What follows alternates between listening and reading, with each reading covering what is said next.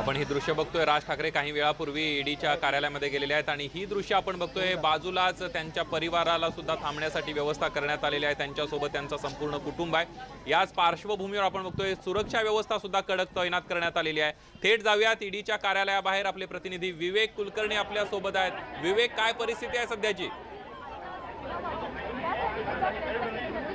संदीप, खरं तर राज ठाकरेंकडे येणार त्यानंतर या परिसरात गोंधळ होईल अशी शक्यता वाटत होती, पण पोलिसांनी जे नियोजन केलं त्याच्यामुळे कुठल्याही प्रकारचा गोंधळ झालेला नाहीये। मनसे अध्यक्ष राज ठाकरे याच दारातून आता ईडीच्या कार्यालयात पोहोचलेले आहेत। तिकडं त्यांची आता चौकशी सुरू झालेली आहे।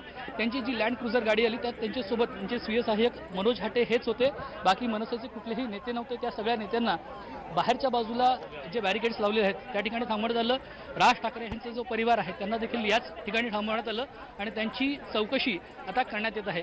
जे आपल्या सूत्रांकडून माहिती मिळते त्याच्यानुसार किमान 5 तास ही चौकशी होऊ शकेल असं आपल्याला माहिती कळते आहे। पण आपण पाहिलं की बाकीच्या नेत्यांची म्हणजे जे त्यांचे राजन शिरोडकर हे त्यांचे मित्र आहेत, व्यावसायिक भागीदार आहेत आणि त्याचबरोबर उन्मेष जोशी आहे यांची जवळपास रोज 7 तास अशी चौकशी झाली होती। आता किती काळ राज ठाकरे यांची चौकशी होईल हे आपल्याला पाहावं लागेल आणि त्यानंतर नेमकी ते काय प्रतिक्रिया देतात हे देखील पाहावं लागेल। पण सगळ्यात अजून एक महत्त्वाचा मुद्दा म्हणजे उन्मेष जोशी किंवा राजन शिरोडकर यांना वारंवार चौकशी करता बोलवलं जातंय। आज त्यांची चौकशी होणार नाही, ते सोमवारी होणार आहेत।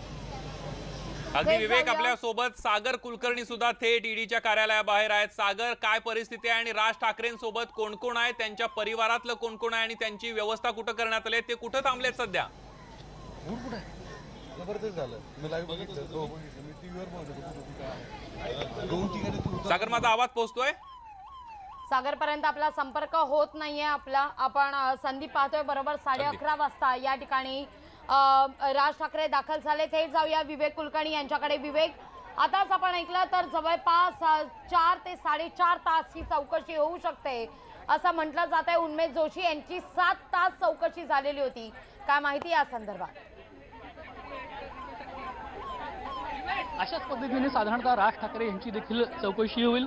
आपल्याला जी माहिती मिळते त्याच्यानुसार उन्मेष जोशी आणि राजन शिरोडकर यांनी या सगळ्या व्यवहारासंदर्भात जी काही माहिती दिली आहे त्याचं क्रॉस व्हेरिफिकेशन देखील कदाचित राज ठाकरे यांच्या या चौकशी दरम्यान होईल अशी आपल्याला माहिती मिळते आहे। आपण पाहिलं किमान 3 दिवस हे सगळे दोघेजण चौकशीसाठी इथं आले होते, आता हे सोमवारी येणार आहेत, त्याच्यामुळे त्याच धर्तीवर यांची माहिती घेण्यात येईल। खरं तर राज ठाकरे यांचं म्हणणं आहे की 2008 सालीच हा त्यांचा व्यवहार संपुष्टात आला होता, त्यानंतर त्यांचा या प्रकरणाशी किंवा आता ज्या काही आर्थिक घडामोडी घडल्या त्याच्याशी संबंध नाही आहे। मात्र ज्या बातम्या गेल्या काही दिवसांपासून येत होत्या त्यांचं म्हणणं होतं की त्यांनी त्यांचे शेअर्स 2008 साली जे विकले त्यानंतर देखील त्यांचा काही गोष्टींमध्ये सहभाग होता। अर्थात या कुठल्या गोष्टींमध्ये सहभाग होता असं ईडीला वाटतंय।